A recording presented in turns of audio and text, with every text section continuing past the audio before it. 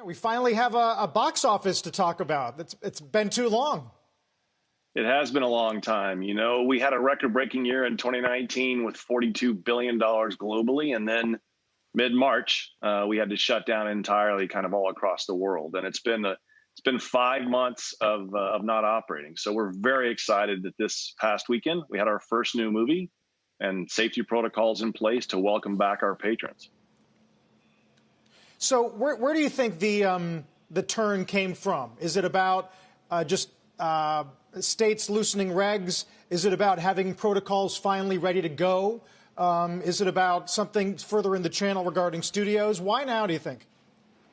It's about three different things, actually, and you hit them. The first is that we have to have new movies, right? People go out to the cinemas to see a movie they've never seen before, and it's a magical shared experience. They've been cooped up in their houses for 5 months, and they're ready to see something new. So first, we needed new movies, and the first title, Unhinged from Solstice Studios, came out this past weekend. But secondly, we had to make sure that our consumers knew that when they came to the cinema, it would be a safe experience. And so we've worked for over 2 months now with leading epidemiologists to put together a standard set of base protocols that we announced this past Friday, so that movie fans know that no matter which cinema they go to in the country, they're going to have a safe experience, right? And third, it's the opening up of the markets consistent with health and safety guidelines. We've been working with all the states, all the health departments, showing them our protocols and then demonstrating to them that we can open up safely.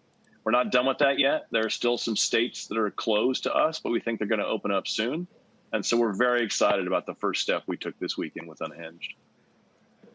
Yeah.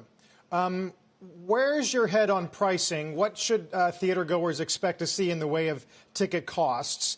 And the Mulans, the Trolls, the way in which the window has changed since COVID began, how much of that sticks? So generally, as a trade association leader, it's not my role to start talking about pricing, right? Those are individual company decisions. But I will say that going to the cinemas remains the most affordable form of entertainment outside the home. It's cheaper than almost anything else you can do. And people need a break outside the home that's affordable.